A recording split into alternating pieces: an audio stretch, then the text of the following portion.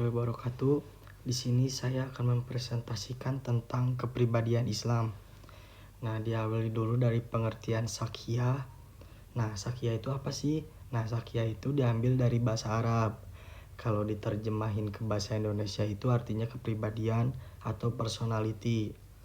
Nah, Sakhiyah itu istilah yang merujuk pada karakteristik unik individu yang mencakup ada pola pikir, perilaku, emosi, dan respon terhadap lingkungan. Nah, istilah ini sering digunakan dalam konteks psikologi dan filsafat dan ajaran Islam, di mana Sakhiyah dianggap sebagai identitas diri yang terbentuk dari interaksi antara faktor bawaan atau fitrah dan pengalaman hidup. Nah, tadi kita kan sudah membahas nih dari pengertian Sakhiyah. Nah, ada juga nih yang kedua, faktor utama pembentuk kepribadian. Nah, pembentuk kepribadian itu dibentuk oleh interaksi antara faktor genetik, lingkungan, biologis, dan sosial. Nah, di sini saya akan menjelaskan dulu nih sedikit dari faktor genetik. Dari faktor genetik itu sekitar dari 40-60% kepribadian itu diwariskan melalui gen. Misalnya, cenderung menjadi introvert atau ekstrovert biasanya berasal dari orang tua. Nah, ada juga nih dari faktor lingkungannya. Nah, kalau dari faktor lingkungan itu seperti pengalaman hidup, seperti pola asuh keluarga, pendidikan, dan peristiwa. Pentingnya pembentukan kepribadian itu dari lingkungan. Nah, lingkungan itu menyumbang itu cukup gede tuh, dari 30-50%, apalagi dari jadi kayak teman-teman kayak gitu itu berpengaruh di lingkungan itu. Nah, kita bahas juga dari faktor biologis. Nah, dari faktor biologis itu bisa disebut dari struktur otak, hormon, dan kesehatan fisik yang itu memengaruhi banget tuh. Contohnya itu dari kadar serotonin yang rendah bisa meningkatkan kecemasan.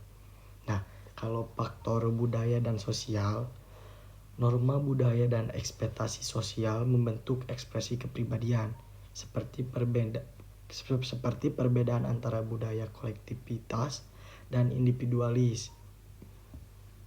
Nah, kepribadian bisa berubah seiring melalui waktu dari pengalaman atau usaha kesadaran. Di sini saya akan menjelaskan tentang materi kepribadian Islam dari subbab C dan D yang berjudul metode memperkuat syahsiah Islamiyah dan unsur-unsur pelemah syahsiah Islamiyah. Penampilan fisik dan syahsiah Islamiyah tidak menentukan terbentuknya syahsiah Islamiyah itu. Rasulullah SAW mencontohkan pentingnya kerapihan dan kebersihan seperti merapikan rambut, menggunakan itsmat atau celak. Namun, penampilan hanya sebatas performance yang perlu dirawat, bukan sifatas pribadi muslim.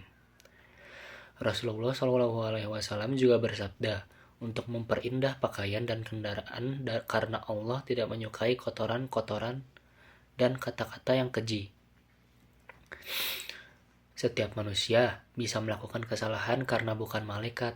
Perbuatan dosa tidak langsung mengeluarkan seseorang dari Islam, tetapi bisa menggerogoti kepribadian Islamiahnya. Jika dosa dilakukan terus-menerus, maka syahsiah Islamiyah akan melemah. Lalu, jika dosa dilakukan terus-menerus, Allah akan memperingatkan agar tidak mengikuti hawa nafsunya karena akan menyesatkan dari jalan Allah. Quran Surat Asyad ayat 26. Orang-orang tidak berhukum dengan hukum Allah disebut fasik. Ketika berpaling dari kebenaran, Allah memalingkan hati mereka. Orang yang benar-benar memiliki syahsiah Islamiyah akan tampil kuat, tangguh, dan menonjol dengan sifat-sifat khas Islam. Ia akan menjadi perhatian karena ketinggian ilmu dan kekuatan jiwanya. Allah pun menggambarkan mereka sebagai Muhammad itu Rasul Allah, dan orang-orang yang bersamanya keras terhadap orang kafir, tetapi berkasih sayang sesama mereka. Quran Surat Al-Fat ayat 29. Allah juga meridhoi orang-orang terdahulu dari kalangan muhajirin dan ansor, serta mengikuti mereka dengan baik. Lalu Islam memerintahkan umatnya untuk selalu meningkatkan kualitas kepribadian dan bukan menilai ada atau tidaknya syahsiah Islamiyah itu. Dalam akidah Islam, dijadikan tolak ukur berpikir dan perilaku manusia bisa hilaf ataupun berbuat dosa. Namun, yang paling penting adalah memperbaiki diri agar syahsiah Islamiyah bisa dibentuk dari penetapan akidah Islam dalam diri sendiri, yang kemudian dapat digunakan sebagai ukuran berpikir dan bertindak sebagai pola pikir manusia. Syahsiah Islamiyah pada seseorang lebih penting sebagaimana membentuk syahsiah Islamiyah itu yang kuat dan tangguh. Pribadi muslim yang cerdik, cekatan dan tawadu, istiqomah serta tawakal. Maka syahsiah Islamiyah yang sudah terbentuk tidak boleh dibiarkan begitu saja, tetapi harus diperkuat dengan ditumbuhkan dan dikembangkan. Caranya adalah dengan meningkatkan kualitas akliyah Islamiyah dan nafsiyah Islamiyah. Akliyah Islamiyah dapat ditingkatkan dengan memperdalam khazanah keilmuan Islam atau syakafah Islamiyah.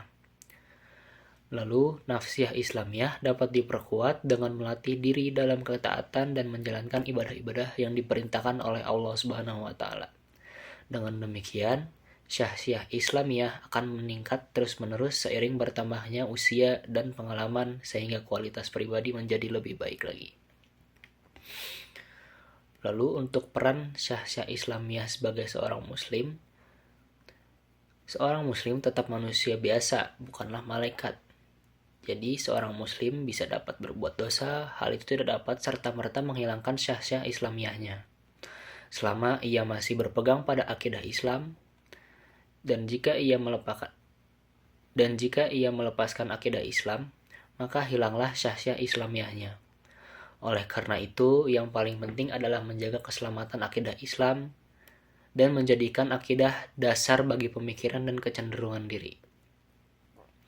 Saat ini, ada banyak hal yang mengancam akidah seperti sekularisme, liberalisme, dan penerimaan terhadap nilai-nilai kebebasan ala barat.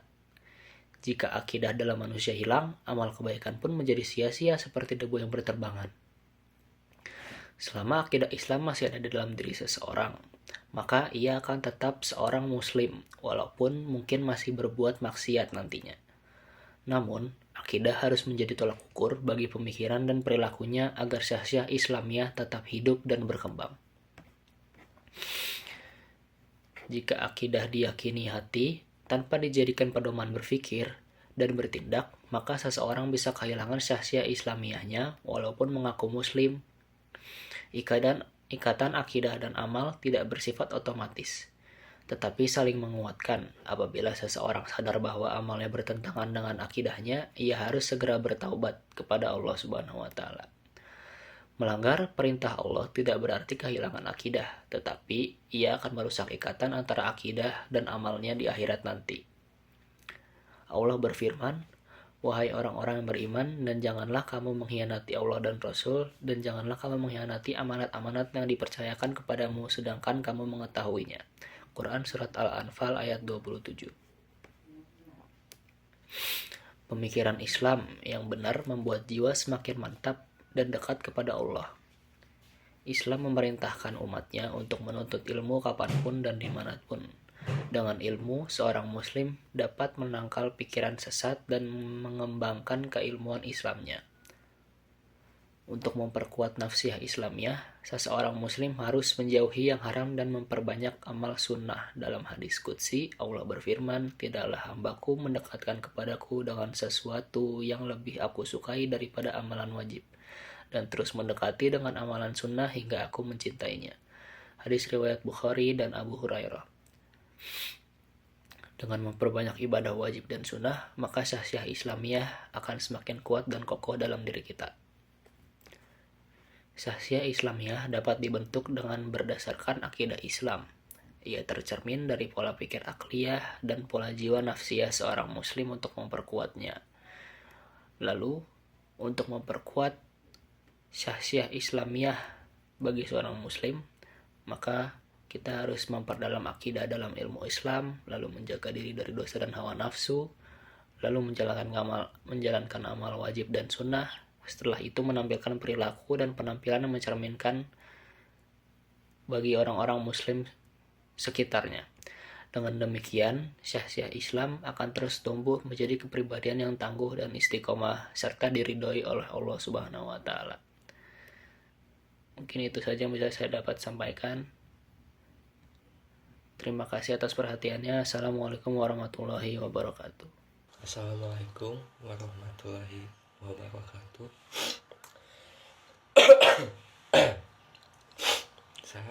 Saya Dimas Sifadi. Saya dari ilmu pemerintahan ingin menyampaikan teladan sasiah Islamiyah menurut saya ya.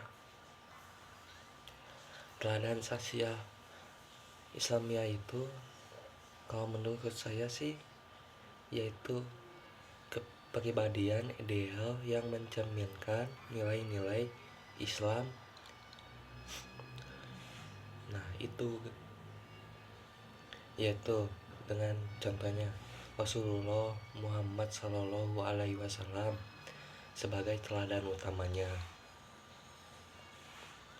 Rasulullah Muhammad Sallallahu Alaihi Wasallam tuh banyak contoh teladan sasiah Islamiyah tuh, yaitu sebagai contohnya sebagai berikut ya. Sikap dan perilakunya baik, sabar dan pemaaf, tawadu atau bisa disebut rendah hati tanpa merendahkan diri, ramah, sopan santun dan murah hati, dan murah senyum juga, pemberani dan tidak takut membela kebenaran. Itu contoh-contohnya tuh. Dan lebih banyak lagi dari contoh teladan sasiah Islamnya tuh. Saya cuman sedikit menyampaikan. Maaf jika banyak kekurangan ya, kalau saya ngomongnya ya banyak kekurangan gitu ya. Maaf gitu, nggak bisa lebih, maaf banget. Sekian dari saya ya, maaf jika ada kekurangan dan ya penyampaian saya tidak banyak, mohon dimaafkan. Sekian, terima kasih. Assalamualaikum warahmatullahi wabarakatuh. Nanya mual. Mual nanya. Nanyalah.